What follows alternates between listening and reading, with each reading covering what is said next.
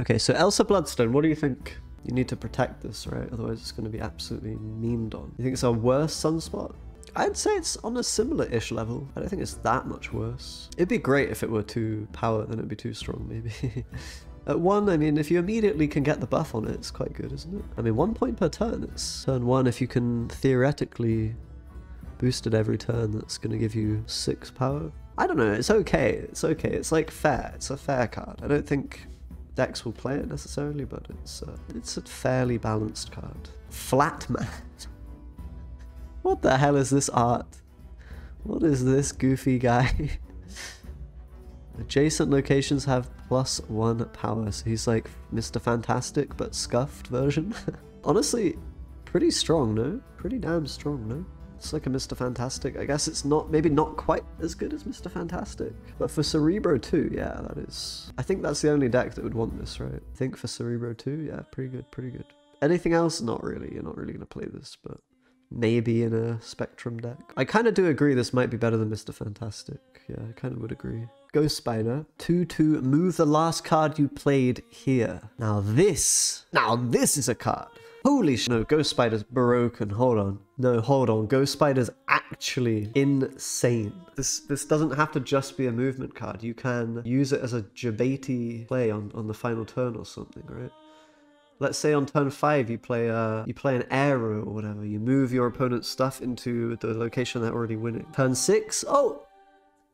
Ghost Spider. Ooh, I moved my card. Hee hee. Guess I have points over here now. As an example, like Ghost Spider plus a Maximus plus a Titania or whatever it might be. That's a very powerful turn 6 play, right? Trying to think what else you could use it with. Obviously you can play it with movement, play it with Vulture. It sounds pretty good with Vulture, doesn't it? With Dagger it's very good. Dagger is a card that's hard to get value from because you can't move it into the location necessarily where your opponent has the most units because you can only move to the left. But if you can go in any location, all of a sudden it's looking pretty good for Dagger, isn't it? Like turn 4, maybe you just play Dagger plus Ghost Spider. Like the combos are insane, right? You can go maybe Iron Fist the turn before, move the Dagger across. I mean, Dagger is going to be kind of broken. Dagger is one of the strongest 2-cost cards if you assume it gets its intended value, right? It's like another Iron Fist in the deck as well. It's like redundancy. You need more cards like Iron Fist for movement to be good. This will really help movement. It's a really good card. And I'm saying you can probably play this in decks that are not movement as a little spicy... Honestly, mate, like... This card might just be a pain in the ass. What if everyone's just running this card in their deck and every game is like a New York 50-50? Because both players are like, oh, I can move my card over here and they'll never see that coming. Like, this card might actually be really, really annoying to deal with. Space Stone for everyone. It's kind of even more annoying than Space Stone because you can't even... Nah, this card, I don't want this card in the game. I've had second thoughts. I think this shouldn't come into the game. This is like Arrow, but the reverse Arrow. Like it's... No, it's not even like Arrow. It's just like if every game you're playing New York, basically, right? That's how it feels probably to play against. I don't want to do that. Let's not do that. Can we nerf this card already? I don't think this text is fair. I don't think this text is fair. This can't move the last card that you've played. It should move the next card always. I know it's not as cool of an effect, but I don't know. It doesn't sound very fair and fun to me. Goblin Queen. There's a Goblin Queen? First we had the Green Goblin, now we have Goblin Queen. 2/3, on reveal, other cards can't be revealed this turn. How does this work if you play this at the end of the game? Like, what the hell happens? Can you just stop people playing cards on turn 6? That would be OP. Okay, they reveal at the end. Okay, this is a Galactus counter, that's true. It's a nice thing to have in the game, another Galactus counter. And against turn 4 Leech. So it's good against cards that the opponent's trying to play earlier than they should be able to. It's good against ramp, kind of. Some kinds of ramp. Is it good against anything else? Kang counter. Oh, that's also true. Goblin Queen's interesting. I don't think it doesn't seem OP to me. Maybe as a tech card, it might just influence the meta quite hard and force you to not play certain archetypes because if this card is meta, then it's... I wonder what... So we've got, obviously, you can disrupt what the opponent's doing with this. Can you do any combos yourself with this card? Does anything jump out as a combo? Ebony Maw? That's, yeah, Ebony Maw's the obvious one, isn't it? I mean, that sounds pretty strong. But Ebony Maw's always vulnerable to Killmonger, so it's turn 6 Goblin Queen is free win if you're ahead. I don't think it works like that. I would assume everything reveals when the game ends. If this were like another arrow, but even crazier for 2 mana, then I think probably not. But yeah, interesting card. Gore's gonna be 5/3. Destroy all 6-cost cards wherever they are. It's only, like, there are a lot of decks that don't run 6-cost cards, and if you play a bloody 3 for 5, you're an absolute muffin. I think it's fair. I think it's fair. 6-cost cards are not that good. It obviously won't be a 0/0, guys. That would be a little crazy. But at 6 mana or 5 mana and a low power, I think this card is kind of fair. Like, a lot of decks don't have 6-cost cards. It's just like a tech card. A way to beat certain decks like Galactus, or... I'm not even sure it would help against Galactus, but... good against those decks that are like uber greedy, like Lockjaw, yeah. Which I think is probably a good thing to have, I don't know. I don't really like that you have decks that are just super greedy and it's really hard to counter them, like Lockjaw Thanos. It just feels, it leaves a bad taste of like, I have no interaction with this and it just does things better than me and it's more powerful. That being said, it might be a little frustrating getting gored if you're playing a rampy deck, so I don't know. Counters Dracula, yeah, it's true. I mean, maybe this card will become like Bloody Leech and it will be, might be the next hated card. Gwenpool. On reveal, double this card's power. That sounds kind of interesting. So if it's a 1, 2 energy, 1 power, how do you boost this up? Do you play a Nakia? Nakia, that's all. Play Beast, Forge, and then Beast. Bast? This is good with Bast. Oh yes, oh yes. So we can make a Bast, Forge, Gwenpool deck.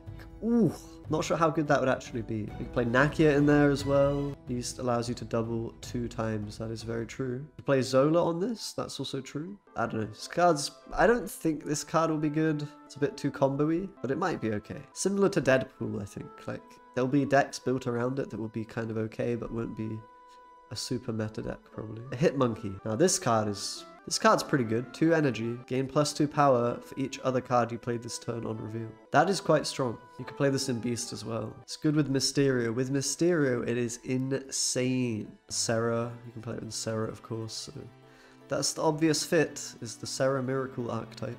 I mean, there'll be decks that really abuse this. Isn't this a Battle Pass card? I think it's a Battle Pass card coming. Is it the next Battle Pass after Nimrod? Yeah, it's gonna be strong. I think this is a good card to have in the game. It will maybe make Zoo a bit better as well.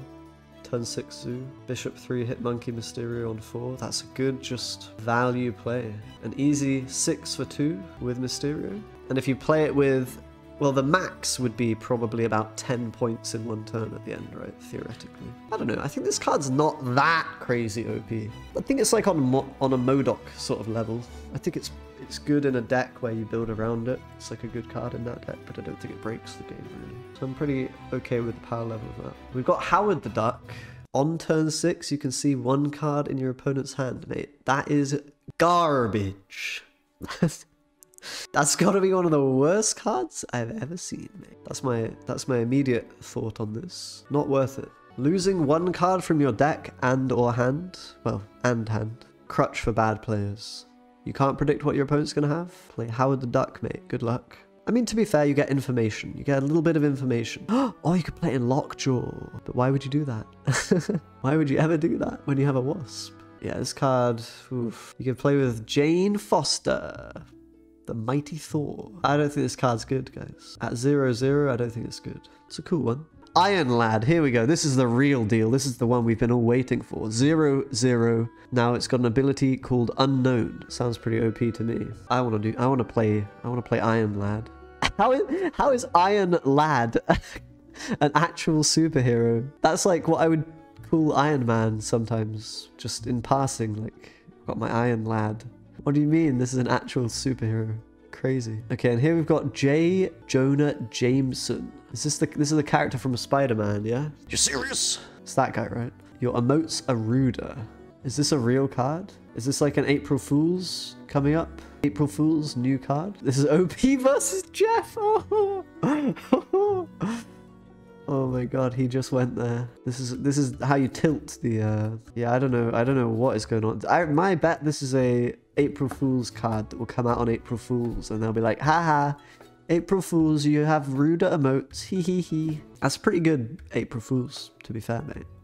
It's a bit of a shame if you get this in a collector reserve. That's all I'll say about that. Yeah, my friend got Thanos in a collector's reserve and I got J. Jonah Jameson, mate. So Onslaught onto J. Jonah Jameson. There better be a bloody... That better work. If that doesn't work, I'm going to be salty. We got Jean Grey. 3/3. On reveal, the next card your opponent plays must be played here if possible. Ooh, that's quite cool. That is quite cool indeed. So we got a mini Arrow here, yeah. We've got a mini Arrow. Obviously not as good as Arrow. I don't know how to really evaluate if this is good or not. I think it's too easy to play around, really, by playing multiple cards, but maybe if there's a deck that... I don't think this card will be that competitive, to be honest. I could be wrong. Maybe if Silver Surfer was still meta? This would be good in Silver Surfer, right? You could play Brood, and then you could force them to go into the Brood location, which could be quite bad for them. Maybe Cerebro 3, I guess. Play it on 4 and Professor X a spot. Ooh, that's true. That's a nice one. Play this in a way it makes them feel cramped, like a board cloggy type. Yeah, I guess this is good in clog because you fill up a row a bit and then you say, oh, hey, Jean Grey, you have to play a card here, mate. Fill up your row, why don't you? Maybe it is good. Maybe it's better than I'm thinking. Combos with the Star-Lord type cards, that's true. Yeah, that's true. Yeah, maybe just this with like Star-Lord, Gamora. It's a little bit like it's like a sort of cross between a Daredevil and an Arrow in a way, isn't it? Oh, they also have to play into a bad location, right? So you can pop... Oh, that's quite strong in certain places, isn't it? Like Death's Domain and stuff like that, yeah. Seems playable. Jeff the Baby Landshark, everyone's favorite card. You can move this once, nothing can stop you from moving or playing to any location. Probably, I would say a battle mode kind of card. Kind of like Quake or something. I don't know if this is actually that good. Seems like an okay card, but like a Scarlet Witch, like a techie kind of card that can win you certain locations. Yeah, you can put it into anything. It can be Professor X, it can be the Ant-Man lab, yeah, it can be... You can do anything with this. Nothing can stop you from moving or playing it. It's a tech card. It's not always going to be good. Sometimes if your opponent's playing a certain deck or you're playing a certain deck or there are certain locations on the board, it's like a much better Scarlet Witch is how I would look at it. Much more flexible and versatile Scarlet Witch. It's like Scarlet Witch in the same way that it gets value depending on the locations that you see in the game. Scarlet Witch is the same, right? She gets value when you see locations that are bad for your deck. This card also gets value when you see locations that are bad for your deck. It might be different locations than Scarlet Witch that it benefits from, but yeah, I don't think you play this card in any normal deck, really. It's just a bit too lacking power. Cerebro 3s, sure. How about King Atri? 5 energy, 3 power. Give the next card you play +4 power. 7 for 5. Compare this to Shuri. Oh, let's not do that. Let's not compare this one to Shuri. It's 5 energy as well. That's just way too much. Yeah, now this card's pretty crap. This card is awful. Wait, compare this to Forge. This card is terrible. Holy moly, this card is the worst thing I've ever seen. Oh my goodness, get it out. I don't want to see that anymore. Kitty Pryde. Okay, well, we all know how good Kitty Pryde is. Kitty Pryde, new best 1-drop in the game, probably. You can return this over and over again. It's like a Sunspot, but better. Kitty Pryde's a better Deadpool. Kitty Pryde's just a better everything. Beast archetype's getting a lot of love, yep, for sure. Not much more to say about Kitty Pryde. This will be good in lots of decks. I'll play this card if I have it, which I won't because it'll be Series 5 and it'll cost me 6k tokens to... It's a 1/1 with +1. Oh, did they change it because it was too powerful? Okay, apparently they changed it. If it's a 1/1 with +1, that sounds not that good. It sounds a lot more like Sunspot. But it's still probably good, to be honest. 1/1 with +1. Lady Deathstrike, guys. 6/4. Destroy the enemy card with the highest power at this location. To me, this seems like a Shang-Chi that is more reliable, more consistent. I think this is basically a more consistent and reliable Shang-Chi with less upside, with a smaller point ceiling. Shang is reliable enough. Well, the problem with Shang is he literally is 3 points sometimes. So Shang has a bigger ceiling. He can be worth more. He can do more for you, but he has a lower floor. He can also be really crap. But Lady Deathstrike, I don't think is ever going to be really crap. If you have to play it, it'll probably be at least 9 points. Something like that, right? The only problem is we're in an Arrow game. We're in an Arrow meta. Play her, you need to have priority, and at which point you may as well just Arrow the opponent anyway, right? So I don't really like this at 6 mana. I think at 6 energy it's a bit... If this were 5 energy, now we're talking. Now we'd be talking at 5 energy. That would be pretty good. But yeah, I'm not really sure this is that great at 6 energy. It's definitely more consistent than Shang-Chi, but I don't know that that matters too much. Okay, Legion. There's a lot of unreleased cards, holy moly. 5/4. On reveal, change other locations into this location. I don't think this card is playable, man. 5 energy? When you get it randomly, it spices games up. True, true. It's like it's intended to be randomly pooled, I guess. But yeah, I don't see this being in decks. It's just like a District X card, right? Loki! Ooh, it's a Loki. We need Loki in the game. How's Loki not in the game, mate? It's a big character. On reveal, swap hands with your opponent. Jane gets Loki. Is he actually a 0/0? Oh my god. Weird world on a stick. I don't know what to say about Loki. There's nothing I have to say about this, really. I don't really have anything to say about this card. I don't want to talk about it. Makari. When you draw this, place it at a random location. Better M'Baku, perhaps? I like this card a lot. This card's really good. This card's really powerful, actually. This card is insane. This is the best, most meta-defining card we've seen. Okay, I'm going a little far with that, but you know I play a lot of Yellow Jacket, right, guys? You know I play a lot of Yellow Jacket. This card is like, it's basically the same thing as Yellow Jacket. But I get to now play 2 Yellow Jackets. That's got to be better than 1 Yellow Jacket, right? Then I can play Jane Foster and draw them both. Maybe I'll even play Wave into Jane Foster. I'll play a Jane Foster ramp deck. I mean, Yellow Jacket, you can choose where it goes, but I don't think it really matters. You just get 2 extra points on your board, mate. It's OP. Makari, I will put in every deck from now on, mate. If I had it, which I won't, guys, because it's a Series 5 card, and I won't be able to ever have that. Now, this card's really good. It's really good. It's better than Yellow Jacket, I think. Because even when you draw it late, and I guess it doesn't go in the location you want it to go, I think it's good. People won't play this card, but it will be a sleeper OP card like Yellow Jacket. To be honest, Yellow Jacket might still be better, but whatever. Master Mold is coming soon, right? It's kind of an interesting one. Might counter Thanos. I think people are overrating this card. I don't think this card's very good. Maybe it's okay. Ronan? You actually want to play Ronan? Go ahead, mate. I mean, I guess there's a chance it's really hard for them to actually draw cards, and you just win. I don't know. I'm not sure I see the Ronan being that good, but I could be completely wrong about that. Well, I don't think it's not good because I think Ronan is just very counterable. There's 2 problems, right? You play this, low initiative play. That's problem number 1. Low initiative play, you get arrowed. Just imagine you play Master Mold into Maximus, the opponent plays Lizard into Maximus. Okay, now you don't have initiative. And then arrow. That's the first problem. Second problem, Ronan, you just get Shang-Chi'd. But yeah, like for Master Mold, I don't know. I feel like it's good against Thanos. It'll be an archetype. Will it be the best archetype? Will it be a playable archetype? I don't know. I don't think so. I don't feel like there's enough ways to clog the opponent's hand. I think most of the time you'll draw Master Mold and you won't have another way to give them cards, and then it will be pointless. And you'll play a big Ronan, I don't even know, Conan O'Brien? Ronan O'Brien, that should be the new name of that card anyway. I think you'll just play him, and he'll be worth a lot of points, but then you're just playing like a Dino deck, but a bad Dino deck, and a Dino deck you cannot control how many points your Dinos actually are that easily. Because the opponent can always play cards, and then... Like, here's the other thing, right? Like, 2 Sentinels, that's not difficult for the opponent to play. Like, you just gave them a pretty okay turn 4 play. Like, okay, I guess, okay, that's not true, because you get the Sentinels back and they count still towards Ronan and stuff. But that is actually a downside of giving your opponents cards, right? You give them on-curve plays as well. So if they're lacking, like, they always can just throw that Sentinel in as an extra 3 points, and then you're just, like, falling way behind. Mephisto. If you win this game, double your winnings. This might actually make Mr. Negative playable. Like really good for climbing with, because you just win 1 8-cuber and then you're good to go, right? There you go, you just climbed a whole rank, just like that. Would the loser lose double? No, that would be... that'd be quite messed up. But this is going to inflate the cube gain, I guess. When Mephisto enters the game, people will just, like, on average have higher ranks.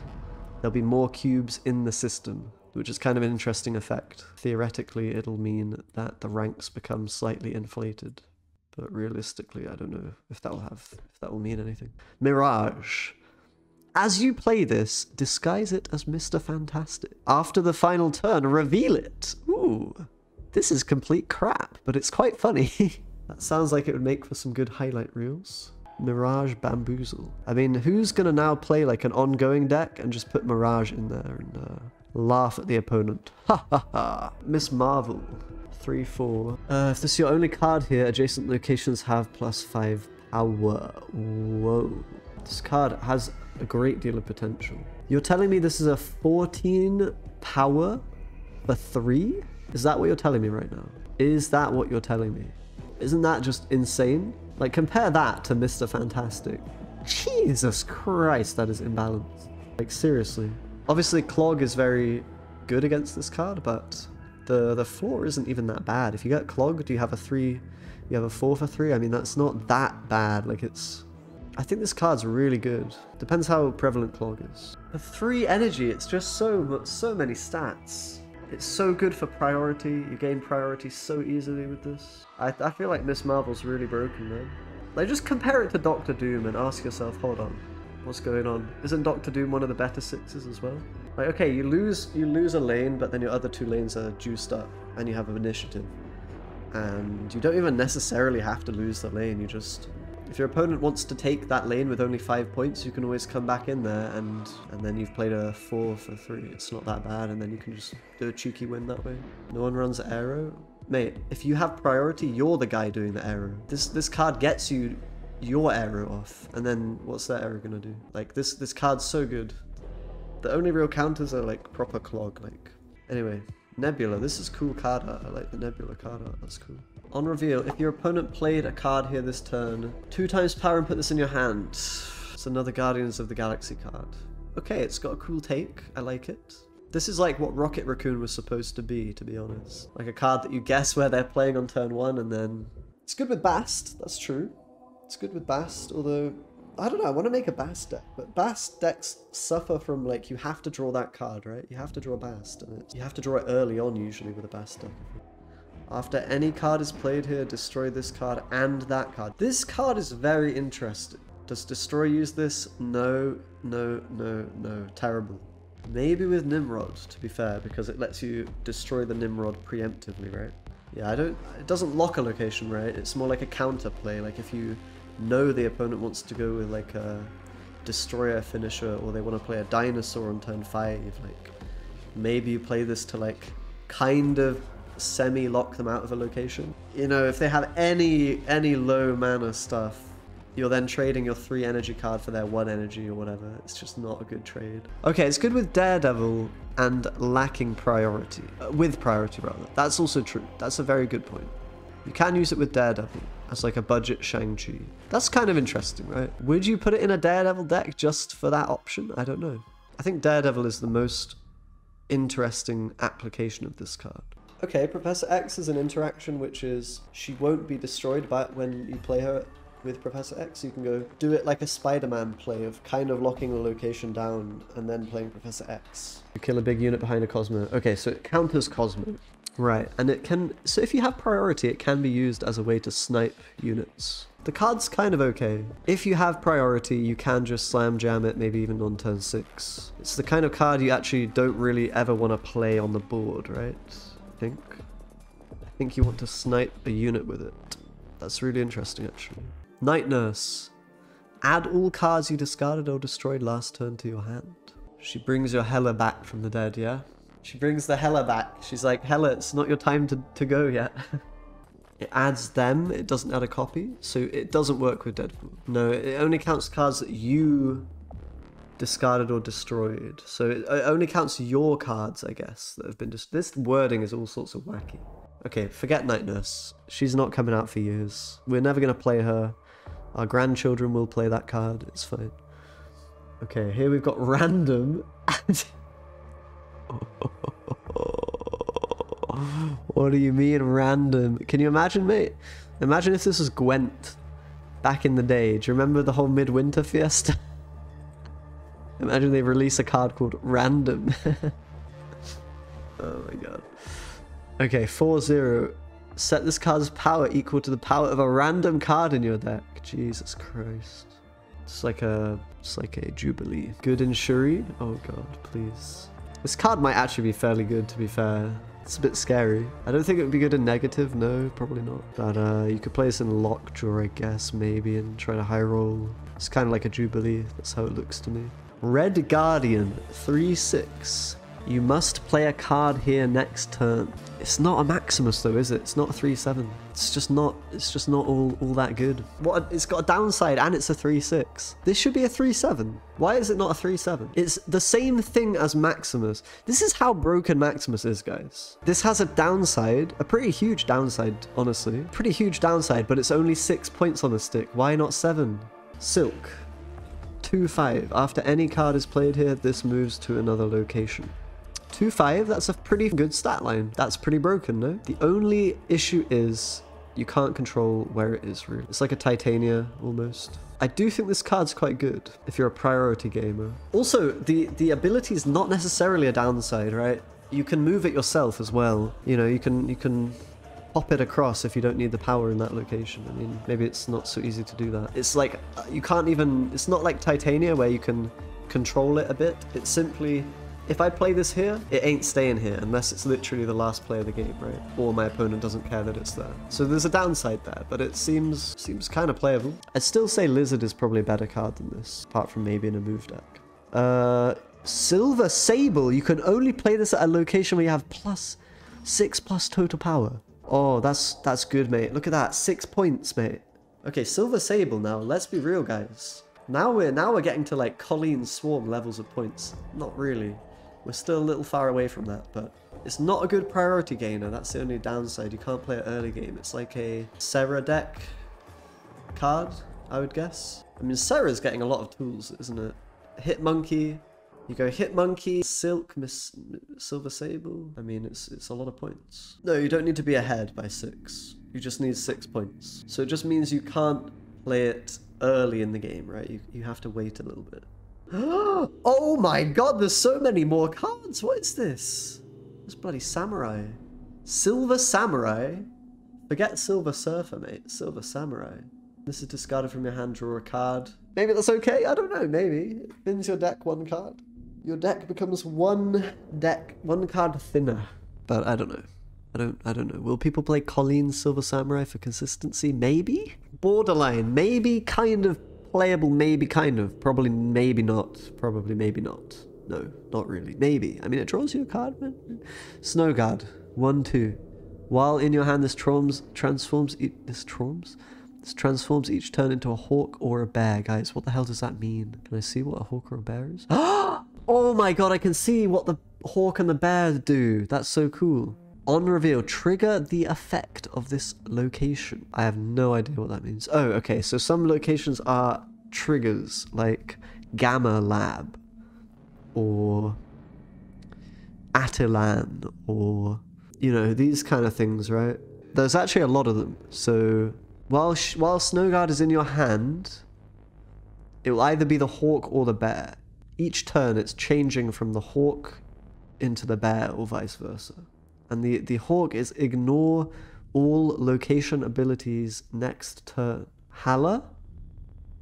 Hala? That's pretty interesting with Hala. I mean, there's a lot of interesting interactions. I love the art for this one. Yeah, it's beautiful. Oh, you could ignore TVA. That's true. Oh, this card's a little wacky and wonky. It's again another tournament-y type card, maybe, where you throw it in and do weird stuff. But the art is goated, honestly. Snow Guard, I never heard of that card, but now I have, and I'm a main. We have Stegron. Looks to be some kind of dinosaur. We already have a devil dinosaur, now we have Stegron. Stegosaurus. 4/5, move an enemy card from here to another location. I don't know what to think about this. It's not quite where you want it to be for some kind of a Kingpin finisher. I mean, it could be okay. I don't know, it could be okay. Kingpin deck coming in. I don't really see this being good. I'm trying to think, can it just be like a cheeky... I don't want to think about Stegron. Bad card. Stay away. Stay away from me. Ooh, a 3/7. A 3/7. I'm listening. Is this my Maximus? My new Maximus? If your opponent has 12+ power here at the end of any turn, destroy this. Man, Maximus is so broken. Look at these downsides. Look at this downside this card gets. If your opponent has simply 12 power, then this guy's gone. He's donezo. It's over. You're looking all spiky in that, but he's not winning you the game. I don't think this card's that great. Maybe with armor. Okay, with armor, it's kind of playable. Storm, you can play it with Storm. That's true. Last turn it. Honestly, it might not be that bad. I don't know if I would play it over Maximus. You could zero it. Yeah, you could zero it. Probably last turning it or playing it with armor is the way to go, really. I quite like the card. I might play that card if I were to have it. I think 7 stats for 3 is just such a bloody great amount. Surtur. If you move the Human Torch to this location, plus 10 power. That is a crazy card. I can't believe that exists. Calling out the Human Torch like that. I feel like that's the only card. Oh my god. Hold up. The Phoenix Force. Hold up. Okay, I don't want to talk about Surtur. Great. You play Human Torch. Cool. Good for you. Let's go Phoenix Force. 6 energy. This is a crazy card, dude. Revive one of your destroyed cards with plus 5 power. Okay, first off, whoa, say again? One of my destroyed cards with plus 5 power? I don't know if that would be strong. Anti-Shang, maybe. This makes Venom. I mean, Venom's just a bit crap, but it kind of turns Venom into a 6 for 3. Oh, play a Tuma without armor. So Lady Sif doesn't destroy, so you can't use this with a Lady Sif. Maybe you have to play Jean Grey Carnage? Why? I don't know why. I don't know why you'd want to do that. And then you have to only eat 1 unit for it to be reviving that exact card. I'm struggling to see this one. I'm struggling. I think the only way to do it is to actually do some kind of a bloody Jean Grey deck. That you intentionally just only eat your Jean Grey, you know? Let's talk about the real deal right now. The real deal. The Living Tribunal. 6 energy, 4 power. At the end of the game, split your total power evenly among all locations. You guys were having fun trying to play around Magneto and Arrow, and you're having fun playing around Doctor Doom. Child's play. Check this one out. I mean, pretty straightforward, right? You see how many points you have with Iron Man? Oh, Iron Man with this is just cracked. All right, we're going all in. It's an Iron Man all in on the left. All in on the left location, boys. Send it. Marvel. Miss Marvel, is that her name? Miss Marvel, Warpath. Go, go, go, go, go. Iron Man. Ba, ba, ba, ba, ba, ba. We're going all in. Left location, baby. Living Tribunal. And then your whole board just becomes extremely juiced up. It's got to be good. Can't arrow that. You can't arrow that. What are you going to do? Enchantress is back in the meta, boys. I mean, I don't know if it'll be good, really, because you don't really get any points from it. It doesn't really give you power. So you really, in order to actually make this work, you have to go extremely tall. You have to go very greedy in order to actually get value from the ability. You have to go so greedy. You need double Iron Man, right? You need to play all kinds of unfair things. I think you need Iron Man. I think that's the way to make him work. Let's talk about Uncle Ben. Is Uncle Ben ever going to come out? I don't want this card to come out. It sucks. Let's go to the next card. When you move a card to a location, move this card there as well. I don't think this card's good. I think this card's bad. Let's talk about the next one. When this card moves, move it back with 1 power. Plus 1 power. I think it's terrible, but it's kind of interesting. Compare that to Human Torch. And Human Torch isn't even good. Because Killmonger. Black Knight's pretty good. You're right. Black Knight's pretty good. It's in like in some decks. I don't know where you'd play. You probably would put it in Galactus or something, right? And play some Destroy Synergy. And I think it's okay. Or any deck that needs a combo piece, but then you have to play. Yeah, Sarah. That's perfect. You play your Killmonger and stuff. Yeah, perfect. Okay, Black Knight's decent. Sure. Blink. So how many times can you move this? You play it on 3, turn 4 you can move, turn 5 you can move, turn 6. So this is a 4 value card. And you're moving it around, so it's good with Kraven, but I don't know. This card's okay, I think. You go move to Kraven, turn 4, turn 5 move away, turn 6 move to Kraven. Plus 4 on Kraven. So maximum 8 value currently. You can move this with Cloak and stuff as well. Maybe it's a little better than that then. I could see this being 2 power. At 2 power, it would probably be fairly good. I think at 1, it's a little... I mean, if you're playing a movement deck, sure. Blob is terrible. This is worse than Colossus, surely. This is like one of the worst cards I've ever seen in my life. Blob should be 3-5. Blob should be 3-6, mate, at least. Blob is awful. Okay, 3-5 would be fair, maybe. Oh, Blob will be pool 3 immediately. Oh my... Of course he'll be pool 3. He's so bad. Okay, what does Bullseye do? Sorry, you can't see some of it. The next card you draw will be a 2-cost card. I think Bullseye is very good, right? With Zabu, yeah. Or Psylocke. That's pretty nutty. That like adds a lot of consistency to those kind of cards. Hazmat. Oh, for Colleen. Oh! Just for Daredevil. I mean, this card's insane. Bullseye's insane. Bullseye's actually pretty damn crazy. You don't even have to play it turn 1. You can play it later in the game as well. If it helps to do that, right? If you have a finisher that's a 2-mana. This card's insane.